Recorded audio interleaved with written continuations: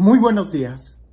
Hay algo que en el Evangelio, cuando lo leemos en la misa, una frase introductoria que se repite mucho y me llama mucho la atención porque nos ayuda a centrarnos y a situarnos en la importancia que tiene el Evangelio y nos da muchos elementos para situarnos en el contexto.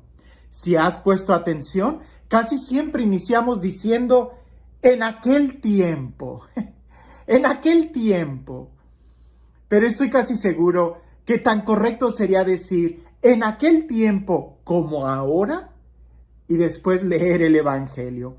Por supuesto, yo no estoy proponiendo ningún cambio en la liturgia, pero sí es importante que nos demos cuenta que tanto en aquel tiempo como el día de hoy, el ser humano sigue siendo el mismo. No importa quién seas tú, estoy seguro que un momento en tu vida vas a necesitar un milagro como los que narra el Evangelio. Sin importar cualquiera que sea tu situación o tu condición, va a llegar un momento donde tú vas a tener una pregunta que hacerle a Dios, como los del Evangelio. Sin importar cuál sea el momento de tu vida, Jesús también se está acercando a tu corazón como se acercaba al corazón de aquellas personas. Así que tanto como en aquel tiempo, así como hoy, necesitamos escuchar la palabra de Dios, porque no difiere de mucho.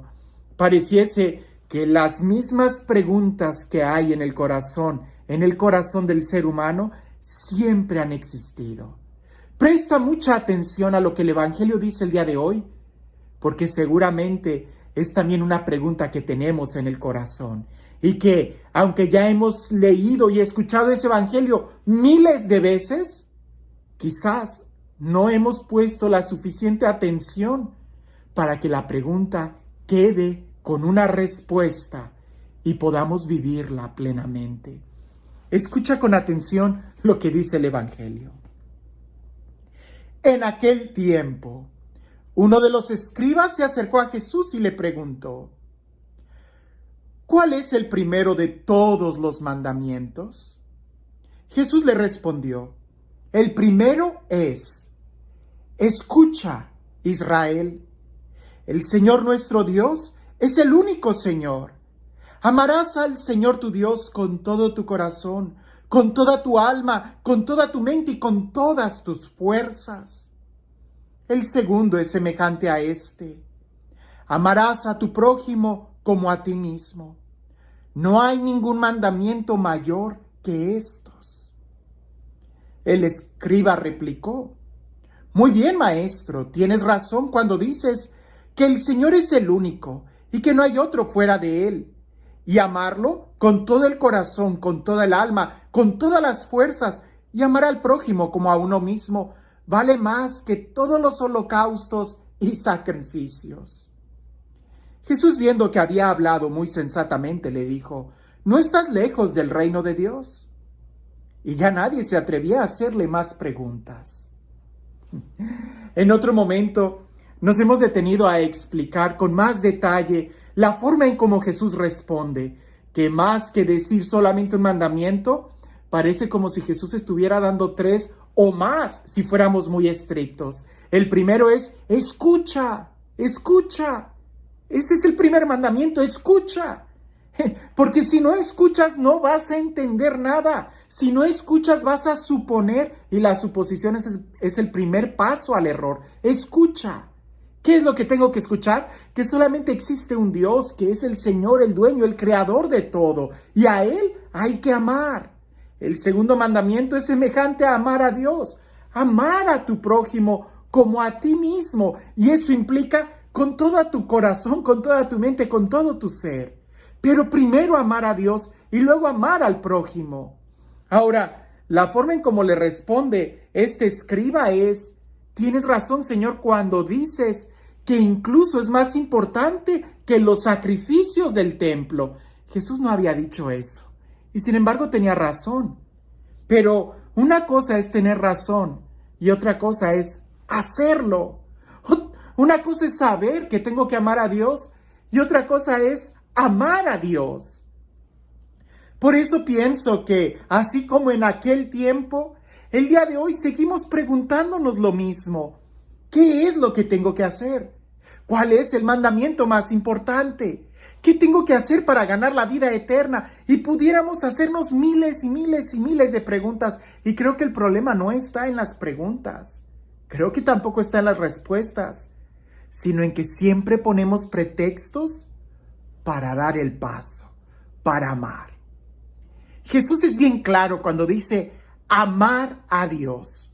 Ese es el primer mandamiento, que no nos quepa la menor duda. Tenemos que amar a Dios. Aunque nos duela, aunque nos cueste, aunque nos confronte, aunque no nos guste, tenemos que reconocer que la iglesia no es una ONG, una organización no gubernamental. No lo es. Tenemos que reconocer que la iglesia tampoco es una non-profit, ¿verdad? Que hace labores sociales. No lo es.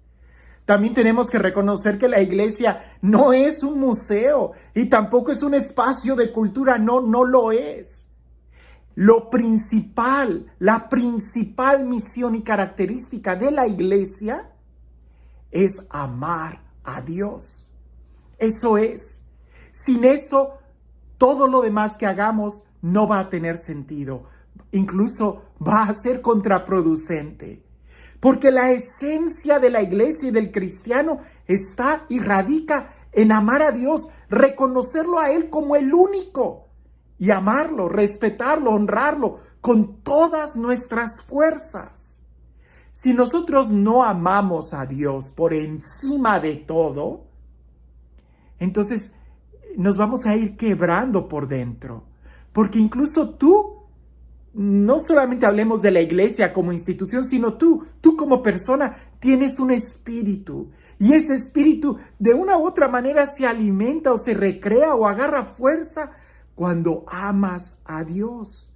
Cuando no tienes a Dios en primer lugar en tu vida, todo va a tener un desequilibrio. Vas a estar ansioso, vas a estar con angustia.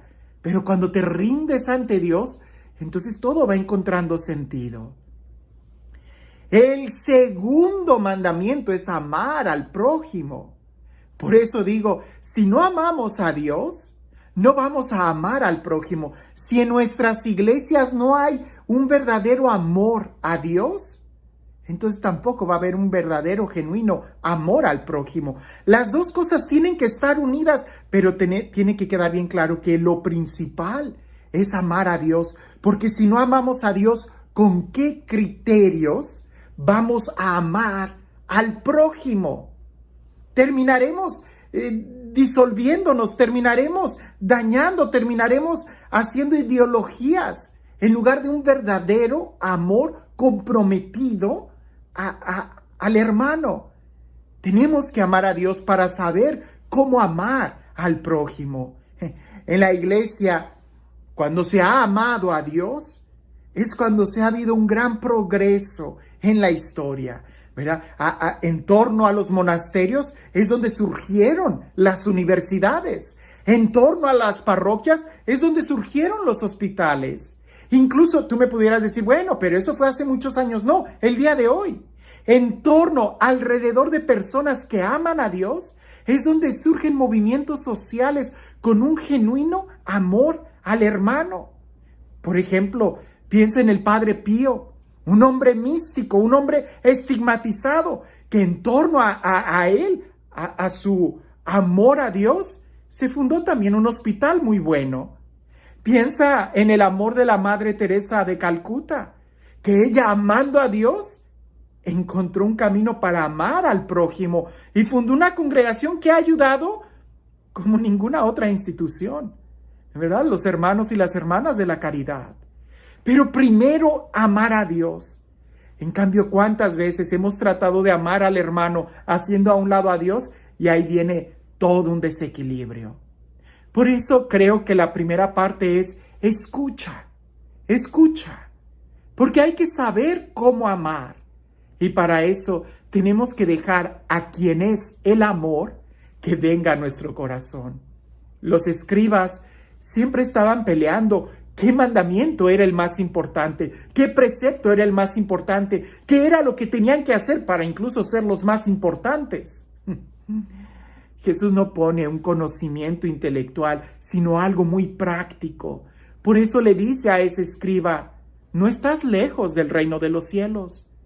Pero para estar en el reino de los cielos tienes que poner en práctica eso que ya sabes, amar a Dios y al hermano.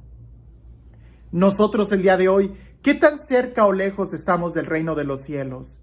¿Qué tanto es nuestro amor al hermano? ¿Y qué tanto amamos a Dios para que ese amor a Dios se vea manifestado en el amor a los hermanos? ¿Es que es tan difícil o es tan simple? Si verdaderamente amamos a Dios, terminaremos amando a los hermanos. Pero si no amamos a Dios, nos estaremos engañando, amándonos o no amándonos o fingiendo. Todo tiene un orden y un equilibrio cuando amamos a Dios con todo nuestro corazón, con toda nuestra alma, con todas nuestras fuerzas. Entonces, sin límites y sin reservas, amaremos también a nuestros hermanos.